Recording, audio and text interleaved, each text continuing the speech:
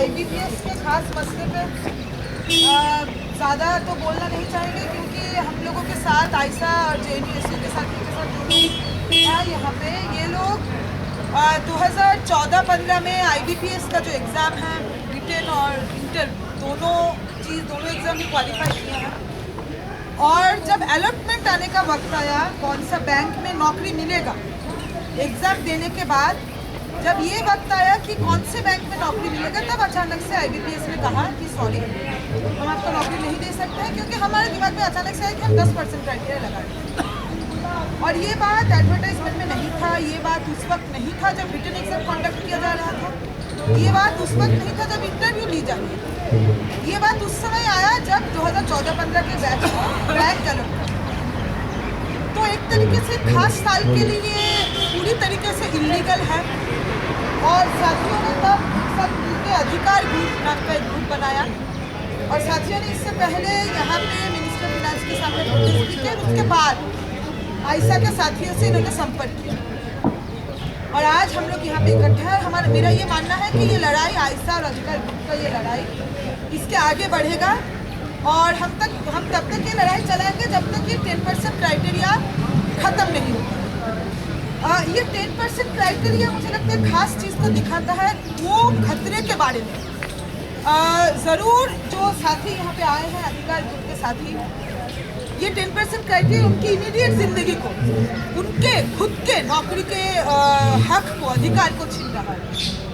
लेकिन मुझे लगता है कि एक बड़े चीज़ के प्रति भी ये इंडिकेट कर रहा है, और वो ज़्यादा खतरनाक है। अगर समझिए ये 10% क्राइटेरिया रहा, और वो रहने के बावजूद साथी लोग मेहनती साथी हैं, कोई और एग्ज़ाम देके किसी और एग्ज़ाम में क्वालिफाई किए, तब के इस आंदोलन का कोई मतलब नहीं रह जाता। मुझे लगता है उस समझदारी से हम लोग यहाँ पे इकट्ठा नहीं हुए। हमारा ये मानना है, चाहे वो आयशा हो चाहे अधिकार ग्रुप के साथी हो, ये जो मनमाना रवैया है आज के समय में, ये देश ऐसा एक देश है, एक खास शब्द कहा जाता है पॉपुलेशन डिविडेंड। पॉपुलेशन डिविडेंड का मतलब है कि हमारे देश में युवाओं का संख्या इस समय इतना ज़्यादा है कि अभी देश के सरकार के ऊपर है कि करना क्या चाहते हैं युवाओं के साथ। क्या इन युवाओं को शिक्षित करके, स्किल करके नौकरी देना चाहता है जो देश को आगे बढ़ाएगा, या इतने बड़े युवाओं के तादाद इसको पॉपुलेशन बर्डन मानना चाहता है, या इसको एक ताकत के बतौर देखना चाहता है। दुनिया के इतिहास ने दिखाया है कि ऐसे वो देश जिनके सरकार में जिनका सरकार अपने देश के युवा को पॉपुलेशन बर्डन इस शब्द से आइडेंटिफाई नहीं करता, जिस देश का सरकार अपने युवा पीढ़ी को एक रिसोर्स के बतौर देखा, वो इतिहास में कहां से कहां पहुंचा। और ऐसा देश हमारे निकट नहीं है। हमारे माननीय मोदी जी जिस देश का डर दिखा के पूरे देश भर में प्रचार करते हैं, चाइना नाम का एक देश है, उनको अगर वोट चाहिए होता है तो उनके पास कुछ तरीके हैं। वो बोल देंगे चाइना दिल्ली तक पहुंच गया है, मोदी जी को वोट दो, देश का बॉर्डर सुरक्षित करना जरूरी है। तो चाइना का ऐसा बहुत सारा चीज़ है जो डिबेटेबल है, जिसके बारे में हम अलग से बात कर सकते हैं। लेकिन एक चीज़ जो माननीय मोदी जी को सीखना चाहिए वो ये है, ये वो देश है जिसने अपने युवा पीढ़ी को, अपने इतने बड़े पॉपुलेशन को पॉपुलेशन बर्डन नहीं समझा, उसको रिसोर्स समझा, और तब जाके वो ताकत हासिल किया है कि भारत जैसे देश के सरकार को चाइना का हवा क्रिएट करना पड़ा। तो मैं ये कहना चाहती हूँ कि बात बस ये 10% का नहीं है, वो क्या कर रहा है। ये बातें तब से ही हो रही थी जब मनमोहन सिंह जी को हम लोगों को सुनाया जाता था कि वो खुद बहुत एजुकेटेड है, उनके नाम से के पहले डॉक्टर लगा हुआ है, और वो इकोनॉमिक्स में PhD किए हैं, उनको पता है देश के इकोनॉमिक्स कैसे, तो वो संभाले 10 साल तक। हम लोगों को समझाया गया, देश के युवा पीढ़ी को ये कॉमन सेंस क्रिएट किया गया, ये बात समझो कि निजी कंपनियां नौकरी लाती है। बहुत दुखद बात है, 1990 से आया है, 2014 में खरीदा।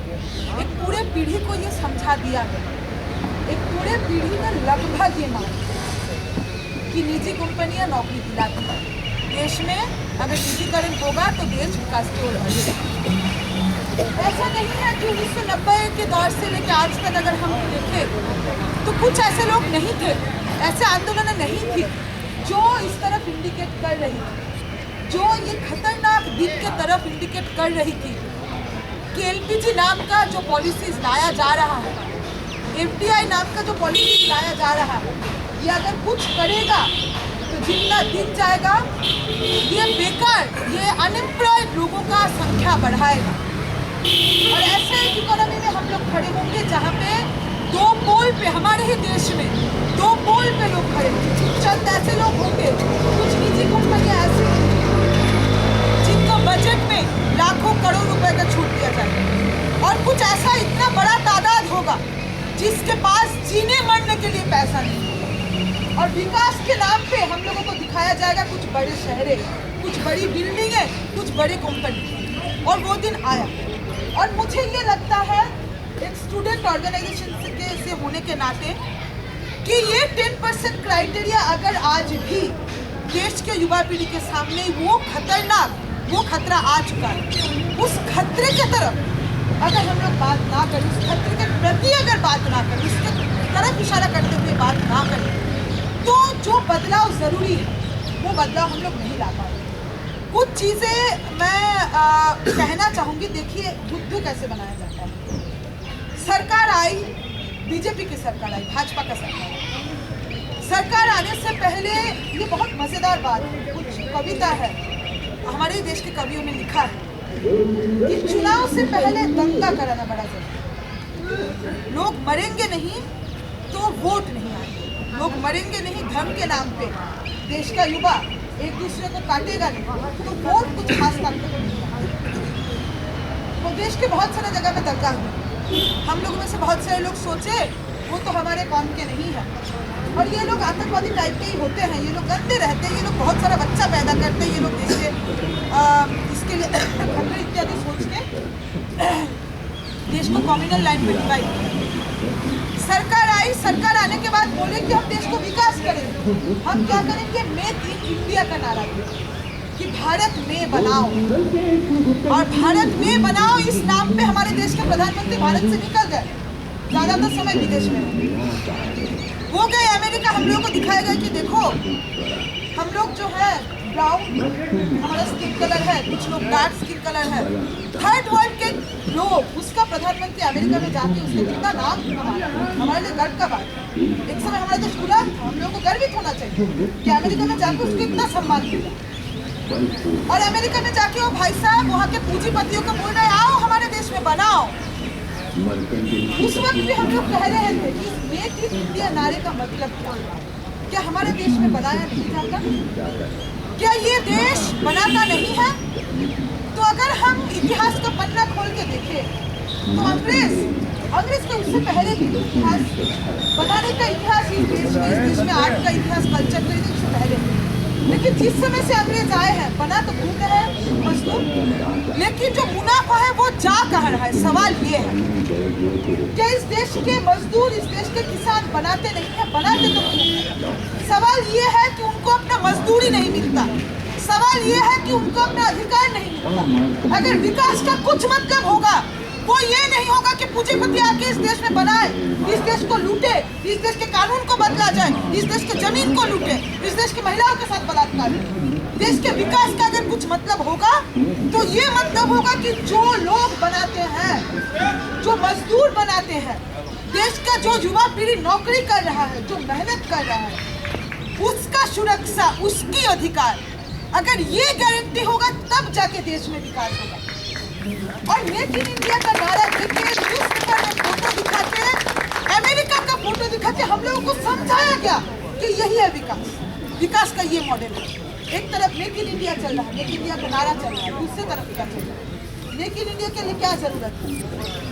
मेक इन इंडिया के लिए जो जरूरत है, हमारे मंत्री साहिबा, क्या नाम है उनका, सीतारमण, निर्मला सीतारमण, उन्होंने कहा, बहुत गर्वित होकर कहा, फ्रंट पेज पे ये बयान आए, उन्होंने कहा कि इस देश के विकास के लिए जरूरी है कि जो जमीन पे अधिकार मामले में जो कानून है उसको बदल देना होगा। देश में जो किसान खेती करते हैं उनसे जमीन छीना नहीं जाएगा तो विकास कैसे होगा। और जो कानून पिछले ही सरकार ने बहुत आंदोलन के बाद लाया था उसको बदलना और कहा कि किसान का कॉन्सेंट, किसान का हाँ या ना, उसका जमीन छीनने से पहले किसान को पूछने भर का जरूरत ना रहे, ऐसा कानून लाया जाए, तभी जाके मेक इन इंडिया होगा। तभी जाके अमेरिका के पूंजीपति, जब तक इस देश के इतिहास में गुलाम था जो देश, और जिस देश ने बहुत आंदोलन लड़के 1947 में अपना आजादी छीना था, वो इतिहास एक बार फिर से अगर दोहराया ना जाए, अमेरिका की कंपनी आके अगर इस देश के काले भूरे रंग के किसानों को हत्या करके, गोली चला के, उनके महिलाओं को बलात्कार करके उनका जमीन अगर ना छीने तो मेक इन इंडिया का प्रोजेक्ट कर। और हमारे देश के पार्लियामेंट में ये भूमि अधिग्रहण कानून बदलने वाला है और हम लोगों को समझाया जा रहा है विकास।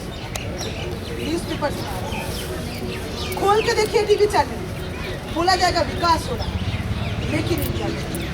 दूसरा एक कानून लाया गया, बोला गया कि मेक इन इंडिया तब तक सक्सेसफुल नहीं होगा जब तक लेबर लॉज में क्या नहीं होगा, सुधार नहीं होगा। शब्द बोला गया सुधार, बोला गया रिफॉर्म, और हम लोग भी रिपीट करते हैं रिफॉर्म। रिफॉर्म का मतलब होता है सुधार। और ये लेबर लॉ में रिफॉर्म का क्या मतलब है, उसका कॉन्क्रीट कुछ बातें अगर कहें, पहला बात ये है लेबर लॉ रिफॉर्म कि भाई ये निजी कंपनियों को ज्यादा वो ना देना पड़े, ज्यादा जवाबदेही देना ना पड़े सरकार को। भाई मिनिमम वेज दे रहे हो कि नहीं दे रहे हो, 10 ठो फॉर्म भरना पड़ता है, ये साइन वाइन क्यों करेंगे भाई, साहेब लोग हैं, पूंजीपति हैं, पैसे वाले हैं, देश के विकास के लिए आ रहे हैं, ये साइन क्यों करने लगेंगे। देश का 100 करोड़ भूखा नंगा जनता इस सरकार को वोट दे के लाई, उस भूखे नंगे जनता के लिए ये पूंजीपति लोग साइन किए। तो बोला गया कि आपको कुछ कॉम्प्लाई करने का जरूरत नहीं, आप मिनिमम वेजेस दे रहे हैं कि नहीं रहे हैं, इसके लिए कुछ लेबर ऑफिसर्स रखे जाएंगे।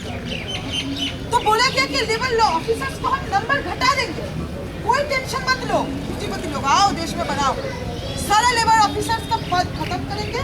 और क्या करेंगे, बहुत मजेदार चीज होगी, ये कारखाना, ये जो इंडस्ट्रीज होंगी अपने आप को सर्टिफिकेट, ये सेल्फ कॉम्प्लायंस रिपोर्ट, ये खुद लिखेंगे कि हाँ मिनिमम वेजेस दे रहे हैं, हम सब कुछ कर रहे हैं, हम मजदूरों का पद काट रहे हैं, इसका नाम दिया गया सेल्फ कॉम्प्लायंस।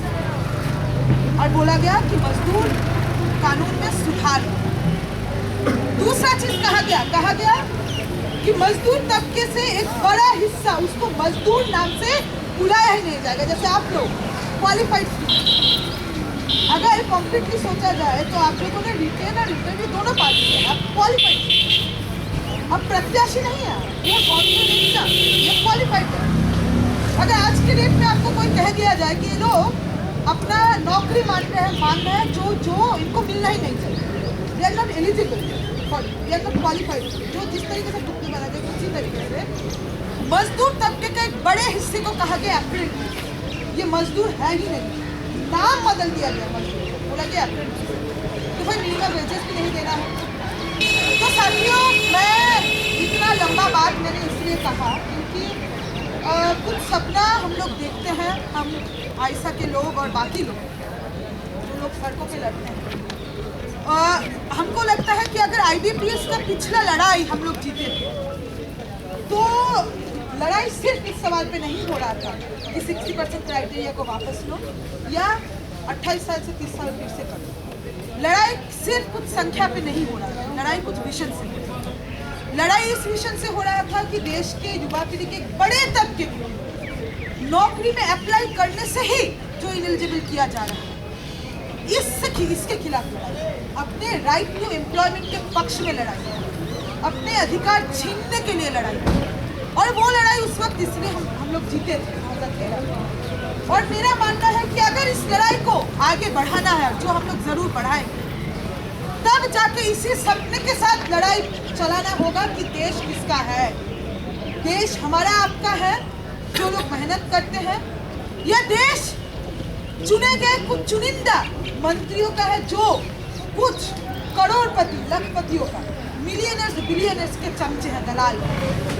और तब जाके इन शब्दों का मतलब बदलना पड़ेगा।